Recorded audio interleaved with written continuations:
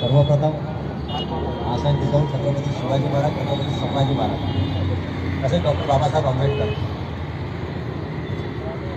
या संपूर्ण महापुरुषांना मी सर्वप्रथम विनम्र अभिवादन करतो. तसेच आजचा दिवस हा इतिहासातील सर्वात काळा दिवस म्हणून ओळखला जाणारा तो म्हणजे 11 मार्च, ज्या दिवशी महाराजांचे बलिदान दिले. त्यांना सुद्धा विनम्र अभिवादन करतो व त्यांच्या स्मृतीस निवार व मुद्रा देतो. ज्या प्रकारे महाराष्ट्राची परिस्थिती सध्या सुरू आहे हे कुठेतरी हुकुमशाहीकडे वाटचाल झाल्यावरती दिसून येत आहे. का तर राजकारण्यांचा नाकारतेपण हा कुठेतरी दिसून येत आहे.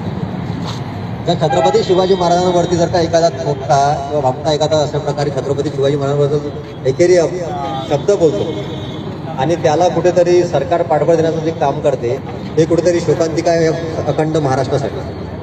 छत्रपती शिवाजी महाराज, छत्रपती संभाजी महाराज हे आराध्य दैवत कालही, आजही आणि उद्याही राहते. हे वारंवार समजवण्याचं काम जे पडत आहे ना हे यांच्या नाकारतेपणामुळे पडत आहे.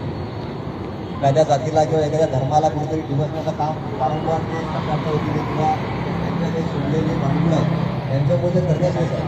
त्याला कुठेतरी विरोध आळा घालण्यासाठी म्हणून आज मराठा समाजाच्या वतीने त्या प्रकाराला आत्मकलेचं धरणे आंदोलन करावं लागेल.